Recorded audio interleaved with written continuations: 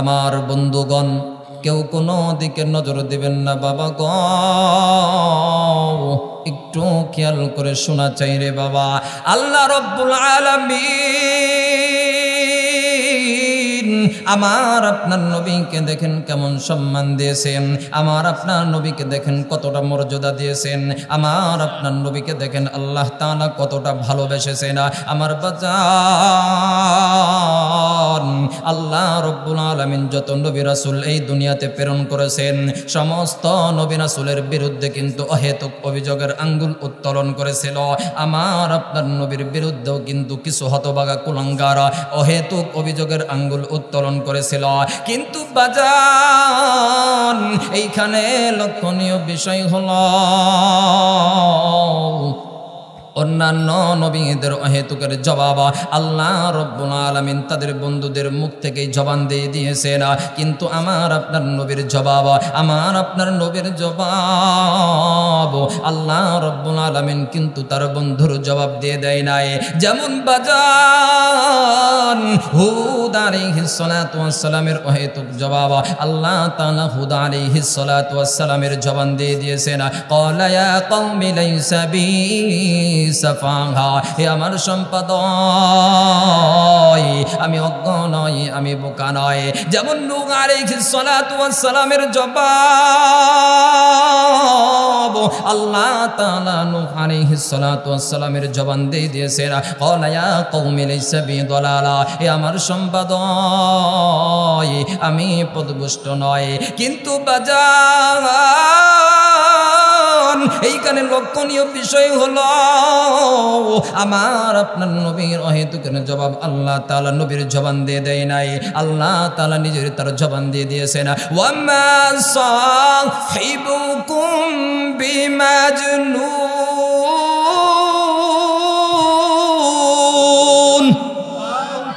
আল্লাহ রব্বুল আলামিন বলেন, বান্দায় আমার তোমাদের সাথে মাজনুন নন, তোমাদের সাথে পাগল নন। আল্লাহ তাআলা দেখেন এবার নবীকে কতটা সান্ত্বনা দিয়েছেন। আল্লাহ রব্বুল আলামিন নবীকে সান্ত্বনা দিতেছেন, নবী গো ওয়া মা আনতা বিনিআমাতি রাব্বিকা বিমাজনুন, ও নবী আপনি আপনার পালন কর্তার অনুগ্রহে আপনি মাজনুন নয়, আপনি পাগল নয়। আমার বন্ধুগণ আল্লাহ রব্বুল আলামিন দেখেন আর নবীকে সান্ত্বনা দিতেছেন। আল্লাহ রব্বুল আলামিন ডাক দেবেন, নবী গো নবী আমি আপনাকে এমন একটা সার্টিফিকেট দিব, যত নবী রাসূল আমি এই দুনিয়াতে প্রেরণ করেছি আমি কোনো নবী রাসূলকে এই সার্টিফিকেট দিয়ে দেই নাই, আমি আপনাকে এমন একটা সার্টিফিকেট দিয়ে দিব। আমার বাজান আল্লাহ রব্বুল আলামিন আমার আপনার নবীকে কি সার্টিফিকেট দিয়ে দিছেন?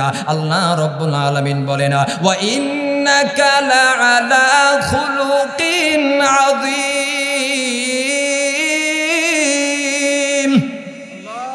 আল্লাহ রব্বুল আলামিন বলেন, বন্ধু হাবিব আমি আল্লাহ রব্বুল আলামিন আপনাকে খুলুক আযীমের চরিত্রের সার্টিফিকেট দিয়ে দিলাম। আপনার চরিত্র মহান পবিত্র, আপনার চরিত্র মহান পবিত্র, আপনি মহান পবিত্র চরিত্রের অধিকারী। আমার বাজান আল্লাহ তাআলা এইখানেও ক্ষান্ত হন নাই, আল্লাহ তাআলা নবীকে আরো সান্ত্বনা দিতেছেন, নবী গো আমি আল্লাহ রব্বুল আলামিন আপনার জন্য পুরস্কার রেখেছি, ওয়া ইন্না লাকা লাআজরান গায়রা মামনুন, আমি আল্লাহ রব্বুল আলামিন আপনার জন্য অশেষ পুরস্কার অপেক্ষায় রয়েছে। আমার বন্ধু আল্লাহ রব্বুল আলামিন বলে দিয়েছেন, বান্দারে যারা আমার রসুলের অনুগত্য করবা, যারা আমার রসুলকে ভালোবাসবা, তারা স্বয়ং আমি আল্লাহ তাআলাকে ভালোবাসবা। আল্লাহ তাআলার নবী বলেন, ওয়া মান ইউতিইল্লাহা ওয়ার রাসূল লাআল্লাকুম তুরহামুন। আল্লাহ বলেছেন, বান্দা ওয়া মান ইউতিইল্লাহা ফাকাদ আতা আল্লাহ, আমার আল্লাহ ওয়া মান ইউতিইর রাসূল ফাকাদ আতা আল্লাহ, যে আমার রসুলের অনুগত্য করলো সে স্বয়ং আমি আল্লাহ তাআলার অনুগত্য করলো। আল্লাহ রাব্বুল আলামিন আরো এই জায়গা বলেন, বান্দা আমার বন্ধু হাবিব আমি আপনার আলোচনা সমস্যা করেছি, ওয়া রাফা'না লাকা যিকরাক। আমার বাজার এইখানে একটু লক্ষ্য করলে দেখা যায় আমার আল্লাহ রব্বুল আলামিনের সাথে তার বন্ধু হাবিবের দেখেন কেমন মিল আছে। আল্লাহ তাআলা কোনো জায়গায় কিন্তু বন্ধু হাবিবকে পৃথক করে নাই। কালিমার দিকে লক্ষ্য করলে দেখা যায় লা ইলাহা ইল্লাল্লাহ মুহাম্মাদুর রাসূলুল্লাহ। এ বাজান, লা ইলাহা ইল্লাল্লাহর ভিতরে 12টি অক্ষর রয়েছে, এর ভিতরে কিন্তু কোনো হরফ নাই। মুহাম্মাদুর রাসূলুল্লাহর ভিতরে কিন্তু 12টি অক্ষর রয়েছে।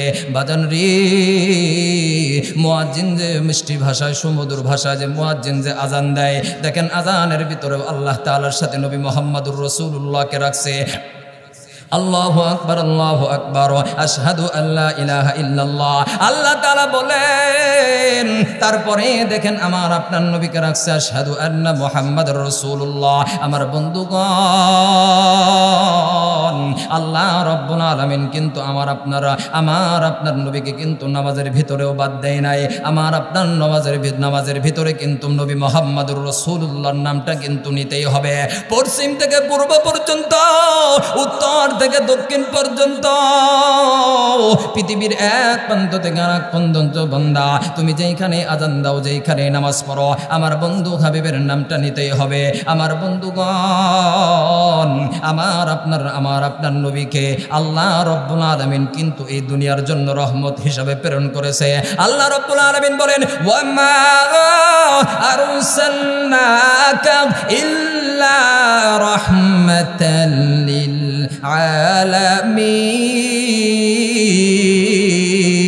আলামিন। চিৎকার দিয়ে বলেন আল্লাহু আকবার। আল্লাহ তাআলা বলেন নবী গো, আমি আল্লাহ রব্বুল আলামিন এই দুনিয়ার জন্য আপনাকে রহমত হিসাবে প্রেরণ করেছি। যে আল্লাহ তাআলাকে নবীকে এতটা মহব্বত করে, যে আল্লাহ তাআলা নবীকে এতটা ভালোবাসে, আমি আর আপনি কেমনে ভালোবাসতে পারবো না? দেখেন সাহাবায়ে কেরাম কেমন নবীকে মহব্বত করেছে, কতটা ভালোবাসছে। আমার বাজান ইমামে তাবারানী আল মুজামুস সগীরের কিতাবে হযরতে আম্মা জান আয়েশা সিদ্দিকা রাদিয়াল্লাহু তাআলা আনহা থেকে বর্ণিত, হযরতে আম্মা জান আয়েশা সিদ্দিকা রাদিয়াল্লাহু তাআলা আনহা বলেন একবার এক সাহাবী এসে নবী মুহাম্মদুর রাসূলুল্লাহকে ডাক দিয়ে বলে নবী গো, ও নবী, আমি যেই সময় আপনার দরবার থেকে যেই সময় আমি ব্যবসার উদ্দেশ্যে রওনা দিই, আমি যেই সময় আমি বাসায় যাই নবী, আমার মনে আমি কোনো শান্তি পাই না, আমার কোনো কিছু ভালো লাগে না। ও নবী, এক পর্যায়ে আমি অধৈর্য হয়ে আমি আপনার দরবারে আমি চলে আসি নবী গো। আমি আসার পর আপনাকে দেখা মাত্রই আমার মনটা শান্তিতে ভরে যায়। চিৎকার দিয়ে বলা যাবে কিনারে বাবা সুবহানাল্লাহ। ডাক দেওয়া নবী, আমি যেই সময় চিন্তা করি ওয়াইদা যাকারতু মাউতি ওয়া মাউতাকা, আমি যেই সময় আমি চিন্তা করি আমিও মরণশীল, আপনিও মরণশীল, কিন্তু নবী গো, আপনি মরার পরে আপনার জান্নাত তো হবে উচ্চতম মাকামের জান্নাত, আপনার জান্নাতের সাথে হবে নবীগণ। আমি সাধারণ মানুষ, আমার জান্নাতটা হবে সাধারণ। নবী, আপনার সাথে তো আমি ইচ্ছা করলেই জান্নাতে আমি আপনার সাথে সাক্ষাৎ করতে পারবো না। আল্লাহ তাআলার নবীকে এই প্রশ্ন করার পর আল্লাহ তাআলার নবী দোস্ত হাবিব চুপচাপ রইলেন না। এমন সময় আল্লাহ রব্বুল আলামিন জিবরাইল আলাইহিস সালাতু ওয়াস সালামকে দিয়ে পাঠাইলেন, যাও তুমি ওহী নিয়ে যাও, আমার নবীকে এই প্রশ্নের জবাবটা তুমি দিয়ে আসো। আল্লাহ রব্বুল আলামিন সূরাতুন নিসার 69 নম্বর আয়াত আল্লাহ তাআলা নাযিল করে দিলেন, ওয়া মাইয়ুতিইল্লাহা ওয়ার রাসূল ফাউলাইকা মাআল্লাযীনা আন'আমাল্লাহু আলাইহিম মিনান নাবিয়্যিনা ওয়াস সিদ্দীকিন ওয়াশ শুহাদা'i ওয়াস সালিহিন ওয়া হাসুনা উলাইকা রাফীকা। আমার বন্ধু, এবার আল্লাহ তাআলা নবীকে জানায় দিলেন নবী গো, আল্লাহ রব্বুল আলামিন জানিয়ে দিলেন যেই ব্যক্তি আল্লাহ এবং তার রাসূলকে মহব্বত করবে, তার রাসূলকে অনুসরণ করবে, আল্লাহ রব্বুল আলামিন তাদের সঙ্গী হিসাবে প্রেরণ করবে না। আল্লাহ তাআলা যাদেরকে পুরস্কৃত করেছেন, আল্লাহ তাআলা কাদেরকে পুরস্কৃত করেছেন, আল্লাহ তাআলা 4 শ্রেণীর ব্যক্তিদেরকে পুরস্কৃত করেছেন। এক নম্বর হলো মিনান নবিয়্যিন, নবীদেরকে। দ্বিতীয় নম্বর হলো ওয়াস সিদ্দীকিন, সত্যবাদী। কিন্তু বাজার দুঃখের সাথে বলতে হয় আজও কিন্তু সমাজে কিন্তু দুর্নীতি দূর হয় নাই, নেতা নেতৃত্ব পরিবর্তন হয়েছে, কিন্তু সেই চরিত্র আদব আখলাক কিন্তু এখনো কিন্তু সমাজ থেকে দূর হয় নাই। এখন সমাজ বিচারকের কাছে একটা বিচার নিয়ে গেলে আগে বলে টাকা দাও তারপরে বিচার করব। টাকার বিনিময়ে ন্যায়কে অন্যায় করে, অন্যায়কে ন্যায় করে এমন বিচারক আছে না নাই? আওয়াজ দিয়ে বলেন, আরো জোরতে বলতে হবে, আওয়াজ দিয়ে বলেন আছে না নাই? আল্লাহ তাআলা তাদেরকে হিসাব নেবেন বান্দা। আল্লাহ রব্বুল আলামিন কিন্তু তাদেরকে সত্যবাদী বলে নাই। 3 নাম্বার হলো আশ-শুহাদা, আল্লাহ রব্বুল আলামিন শহীদদের সাথে সঙ্গী করবে না। 4 নাম্বার হলো আস-সালিহিন, নেক আমল যারা করে। এই 4 শ্রেণীর ব্যক্তির সাথে আল্লাহ রব্বুল আলামিন যারা নবী মুহাম্মদুর রাসূলুল্লাহকে অনুকরণ করবে, এই 4 শ্রেণীর ব্যক্তির সাথে হিসাবে আল্লাহ তাআলা কবুল করবে না। আমার বন্ধু, এই আয়াতের দ্বারা, হাদিসের দ্বারা স্পষ্ট বোঝা যায় কোন মুমিন যদি চায়, যে মুমিন যদি চাই যে এই আখিরাতে ওই জান্নাতে আমি আমার নবীর সঙ্গে হিসাবে থাকতে চাই, তাহলে রাস্তা একটাই, নবী মুহাম্মদুর রাসূলুল্লাহকে অনুসরণ করতে হবে, নবী মুহাম্মদুর রাসূলুল্লাহকে ভালোবাসতে হবে। কোনো বাবা যদি চাই আমি দুনিয়ার শ্রেষ্ঠ বাবা হতে চাই, তাহলে বাবা মুহাম্মদুর রাসূলুল্লাহকে অনুসরণ করতে হবে। কোনো বাচ্চা যদি চাই আমি দুনিয়ার শ্রেষ্ঠ বাচ্চা হতে চাই, তাহলে বাচ্চা মুহাম্মদুর রাসূলুল্লাহকে অনুসরণ করতে হবে। কোন যুবক যদি চাই আমি দুনিয়ার ভিতরে শ্রেষ্ঠ যুবক হতে চাই, তাহলে যুবক মুহাম্মদুর রাসূলুল্লাহকে অনুসরণ করতে হবে। কোন নায়ক যদি চাই আমি শ্রেষ্ঠ নায়ক হতে চাই, নবী মুহাম্মদুর রাসূলুল্লাহকে অনুসরণ করতে হবে। কোন শ্বশুর যদি চাই আমি শ্রেষ্ঠ শ্বশুর হতে চাই, তাহলে শ্বশুর মুহাম্মদুর রাসূলুল্লাহকে অনুসরণ করতে হবে। কোনো বাবা যদি চায় আমি শ্রেষ্ঠ বাবা হতে চাই, বাবা মুহাম্মদুর রাসূলুল্লাহকে অনুসরণ করতে হবে। কোনো সমাজ সেবক যদি চায় আমি শ্রেষ্ঠ সমাজ সেবক হতে চাই, তাহলে সমাজ সেবক মুহাম্মদুর রাসূলুল্লাহকে অনুসরণ করতে হবে। তুমি যদি পৃথিবীর ভিতরে শ্রেষ্ঠ মানুষ যদি হতে চাও, তাহলে শ্রেষ্ঠ মানুষ মুহাম্মদুর রাসূলুল্লাহকে অনুসরণ করতে হবে। আমার বন্ধুগণ, নবীকে দেখেন ভালোবাসার ফজিলত কেমন। মুসলিম শরীফের হাদিস একটা বর্ণনা করে দেখবা, আনাস ইবনে মালিক রাদিয়াল্লাহু তাআলা আনহু থেকে বর্ণিত। আনাস ইবনে মালিক রাদিয়াল্লাহু তাআলা আনহু বলেন, আনাস ইবনে মালিক বলেন একবার না নবীর দরবারে আমি উপস্থিত আছি, খাদেমদারি করতেছি, খেদমতে আমি আনাস ইবনে মালিক উপস্থিত রয়েছে। এমন সময় এক সাহাবী তুমি আমারে একটু বলবানি এই কিয়ামতের জন্য তুমি কি প্রস্তুতি নিয়েছ, পরকালীন জীবনের জন্য তুমি কি প্রস্তুতি নিয়েছ? এবার সাহাবী ডাক দেয়া বলে, নবী গো, এই দুনিয়াতে আমি তেমন কোনো প্রস্তুতি নিতে পারি না, কিন্তু নবী একটা আমি প্রস্তুতি নিয়েছি। আল্লাহর কসম করে বলতে পারি আমি আমার জীবনের চাইতে আমি আল্লাহ এবং তার রাসূলকে আমি বেশি মহব্বত করি।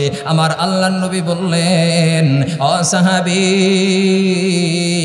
তুমি যাকে তুমি শ্রেষ্ঠ মহব্বত করো, তোমার জীবনের চাইতে তুমি বেশি যাকে প্রাধান্য দাও, যাকে তুমি মহব্বত করো, তার সাথেই তোমার হাসর নাসর হবে, তার সাথেই তোমার কিয়ামত হবে। হাদিস বর্ণনাকারী হযরতে আনাস ইবনে মালিক রাদিয়াল্লাহু তাআলা আনহু বলেন, রাসূলের এই বাণী শোনার পর আমি আনাস ইবনে মালিক এতটা খুশি হয়েছি, যেই খুশিটা আমি ইসলাম গ্রহণ করার পরও আমি হই নাই।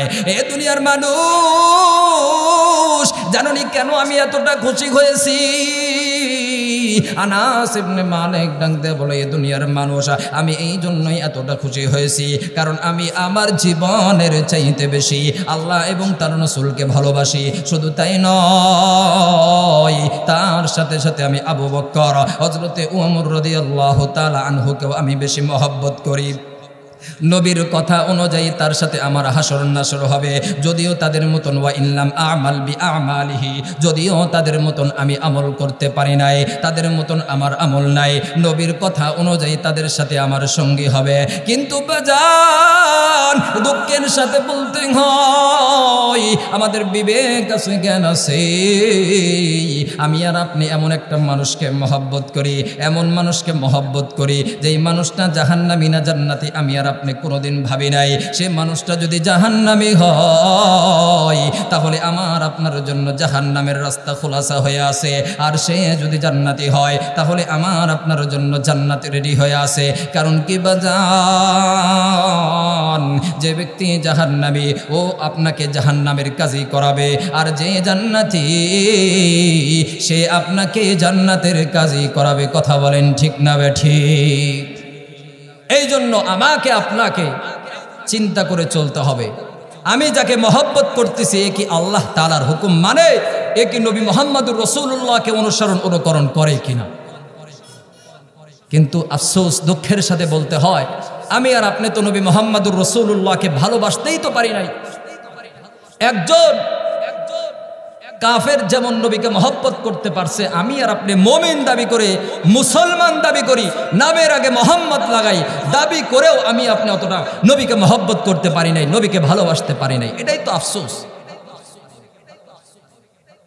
যেই সময় আমার আপনার নবী মক্কাবাসীদেরকে দাওয়াত দিতেছিলেন, ইয়া আইয়ুহান নাস কুলু লা ইলাহা ইল্লাল্লাহ তুফলিহুন, লা ইলাহা ইল্লাল্লাহ, যে সময় মক্কাবাসীদেরকে দাওয়াত দিতেছিলেন, মক্কার আবু জাহেল সহ কাফের সমস্ত লিডাররা একটা মিটিং এর আয়োজন করলো। মেন উদ্দেশ্য ছিল এই মোহাম্মদকে কি করে থামানো যাবে। মিটিং এর অনেক রকমের মতামত দেয়। কেউ বলে মোহাম্মদের হাত ভেঙে ফেলো, কেউ বলে মোহাম্মদের পা ভেঙে ফেলো, কেউ বলে মোহাম্মদকে মক্কা থেকে বের করে দাও, আবার কেউ বলে মোহাম্মদকে হত্যা করে ফেলো। নবীজের কানে যে সময় এই বার্তা গেল, এই এসএমএসটা গেল, নবীজি আফসোসে কান্না করতেছে, হায় আমি আমার উম্মতের জন্য এত ফিকির করতেছি, তাদেরকে জাহান্নামের কঠিন আযাব, কঠিন আগুন থেকে আমি তাদেরকে বাঁচানোর জন্য, জান্নাতের রাস্তায় নিয়ে আসার জন্য আমি তাদেরকে লা ইলাহা ইল্লাল্লাহ, একত্রবাদের আল্লাহর দাওয়াত দিতেছি, কিন্তু তারা আমারে ভুল বুঝে আমারে থ্রেট দেয়। নবীজি আফসোসে কান্না করতে করতে চাচা আবু তালেবের বাসায় চলে গেলেন। দেখেন আবু তালেব চাচা কাফের হয়ে কতটা নবীকে মহব্বত করছে। আবু তালেব বাসায় ফিরে দেখে যে ভাতিজা মোহাম্মদ কান্না করে, ডাক দিয়ে বলে, এ ভাতিজা মোহাম্মদ, কান্না করতেছো কেন? তোমার চোখের পানি তো আমি সহ্য করতে পারবো না, তোমার চোখের পানি তো আমি সহ্য করতে পারবো না। তুমি গর্ভে থাকা অবস্থায় তোমার বাবাকে হারিয়েছো, ছোট্টবেলায় তোমার মাকে হারিয়েছো, তোমার চোখের পানি আমি সহ্য করতে পারবো না, কি হয়েছে তুমি আমারে বলো। ভাতিজা মোহাম্মদ ডাক দিয়ে বলে, ইয়া রাসূলুল্লাহ, ভাতিজা মোহাম্মদ ডাক দিয়ে বলে, চাচাজি আমি মক্কাবাসীদেরকে এরকম ভাবে দাওয়াত দিতেছিলাম, তারা আমারে হুমকি দেয়, কেউ বলে আমারে হাত ভেঙে ফেলবে, কেউ বলে আমার পা ভেঙে ফেলবে, মক্কা থেকে বের করে দেবে, আমারে হত্যা করবে। চাচা আবু তালেব এই কথা শোনার পর দেখেন কি বার্তা দেয়।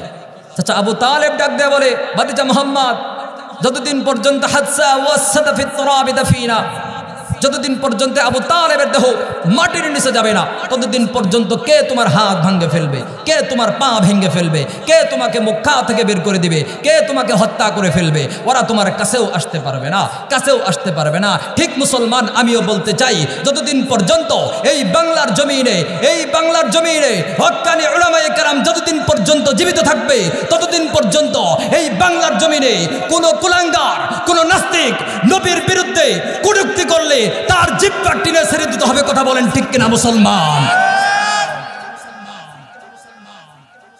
নবীর শানে বেয়াদবি করলে আমরা মুসলমানের শরীরে এক ফোঁটা রক্ত থাকে মুসলমানরা মেনে নিতে পারবো না। মারার দরকার হলে, আঘাত করার দরকার হলে আপনি আমারে মারেন, কিছু বলবো না, কিন্তু আমার নবীর শানে এক জাররা পর্যন্ত বেয়াদবি করলে শরীরে এক ফোঁটা রক্ত থাকে আমরা মেনে নিতে পারবো না মুসলমান। কষ্ট পাইলেন? যদি কষ্ট পেয়ে থাকেন তাহলে মনে করবো আপনি নবী প্রেমিক না। এই জন্য ভাই দোস্ত বুজুর্গ, নবীর সুন্নাত মোতাবেক আমাদের জীবন যাপন করতে হবে। যদিও আফসোস হয়তো নবীকে দেখতে পারি নাই, নবীকে দেখতে পারি নাই, দেখার ভাগ্য হয় নাই, জানি না মদিনায় যাইতে পারবো কিনা, জিয়ারত করতে পারবো কিনা তাও সঠিক জানা নাই। নবীকে নিয়ে মদিনা নিয়ে একটি গজল বলবো, আওয়াজ দিয়ে বলেন বলবো? তাহলে একটা তাকবীর দিবেন, তাকবীরের আওয়াজ যদি আমার মন জয় করতে পারেন তাহলে এই ভাঙ্গা কণ্ঠে একটা গজল বলবো। বলেন লিল্লাহে তাকবীর। দুই হাতে এখানে তুলেন।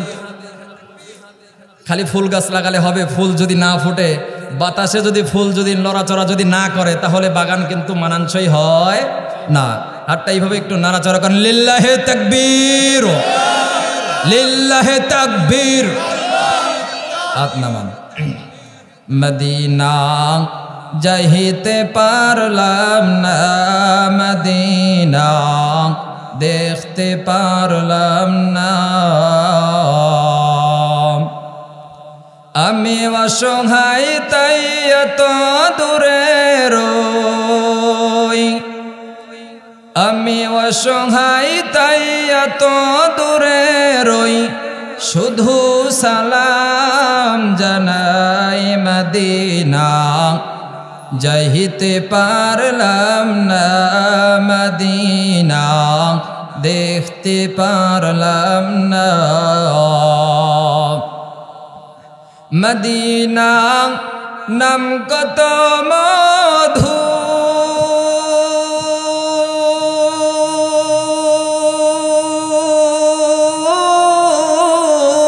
মদিনা আর যে কত দূর, ওই মদিনার পথের ধুলি আমি, ওই মদিনার পথের ধুলি আমি মাখতে পারলাম না, মদিনা যাইতে পারলাম না, মদিনা দেখতে পারলাম না। মদিনা নাম কত সুন্দর,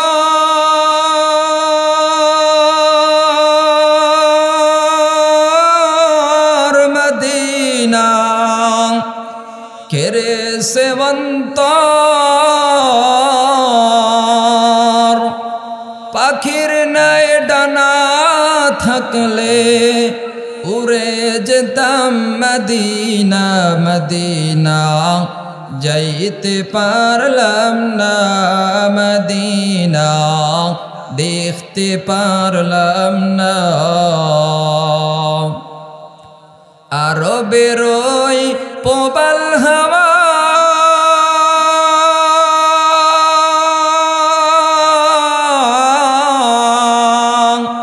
পশ্চিমে করে সধাওয়া, এই গরিবের দুঃখী সালাম, এই গরিবের দুঃখী সালাম পৌঁছে দিও মদিনা, মদিনা যাইতে পারলাম না, মদিনা দেখতে পারলাম না। আমি অসহায় তাই এত দূরে রই, আমি অসহায় তাই এত দূরে রই, শুধু সালাম জানাই মদিনা যাইতে পারলাম না, মদিনা দেখতে পারলাম না। সবেন আল্লাহু আকবার। মোহব্বতের সাথে জিকির করি লা ইলাহা,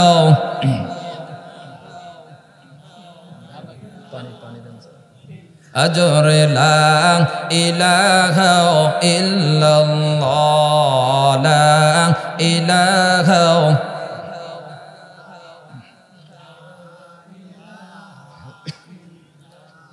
মোহব্বতের সাথে লা ইলাহা ইল্লাল্লাহ, লা ইলাহা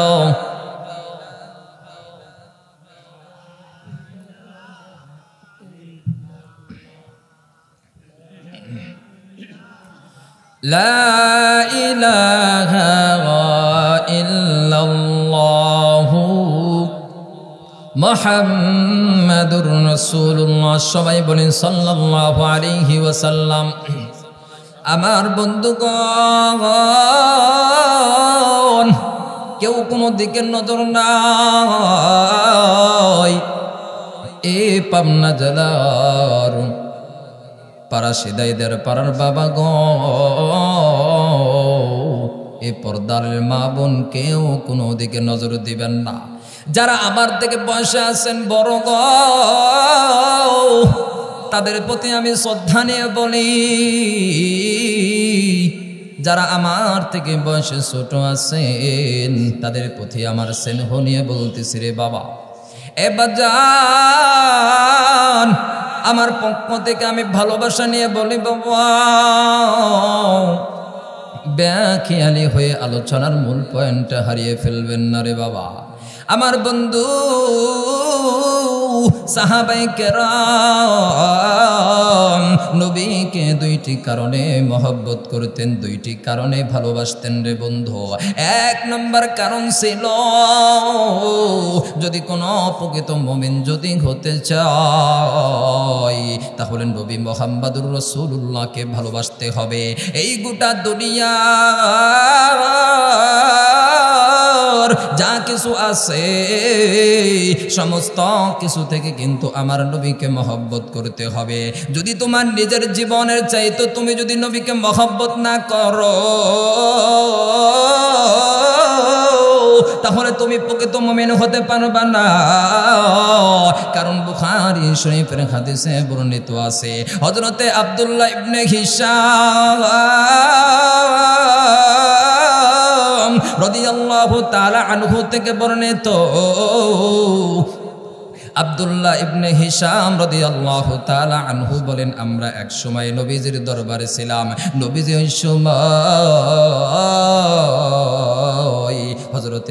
হযরতে আবু বকর সিদ্দিক, হযরতে ওমর ইবনে খাত্তাব রাদিয়াল্লাহু তাআলা আনহুর হাতটা ধরিয়েছিলেন।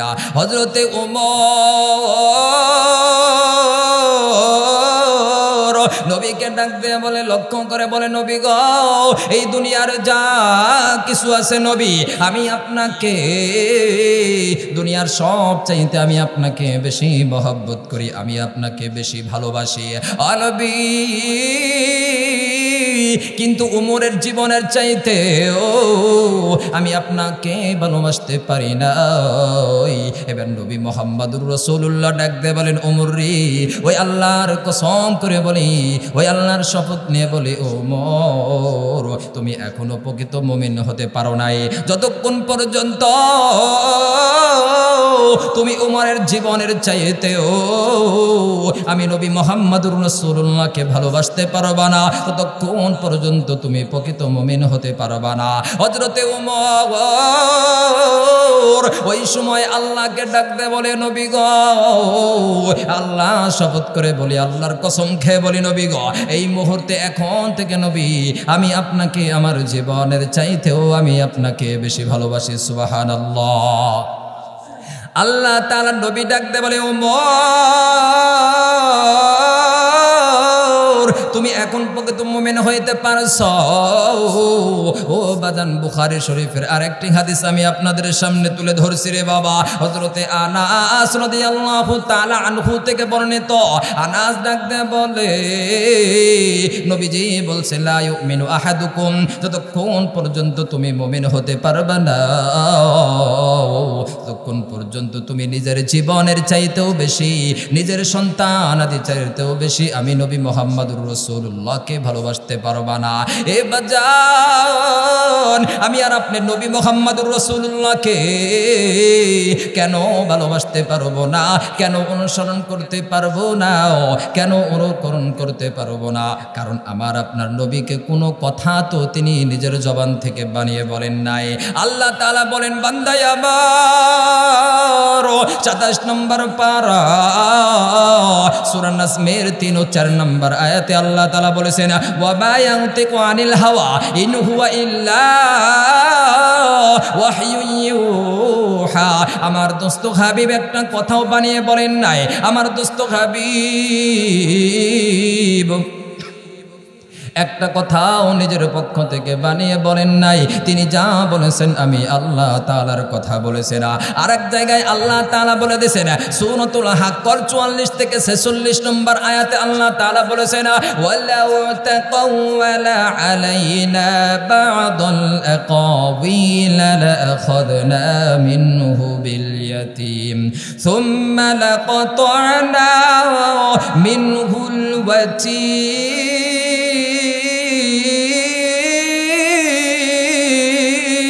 চিল্লা বলেন আল্লাহু আকবার। আল্লাহ রব্বুল আলামিন বলেন বান্দা আমার দোস্ত হাবিব একটা কথাও বানিয়ে বলেন নাই। আমার দোস্ত হাবিব যদি কোনো কথা বানিয়ে বলতেন আমি তার ডান হাতখানা ধরে ফেলতাম। আমার দোস্ত হাবিব তিনি একটা কথাও বানিয়ে বলেন নাই। তিনি যা বলছেন আমার কথা বলেছেন। তিনি যদি বানিয়ে বলতেন আমি আল্লাহ রব্বুল আলামিন তার কণ্ঠনালী কেটে দিতাম।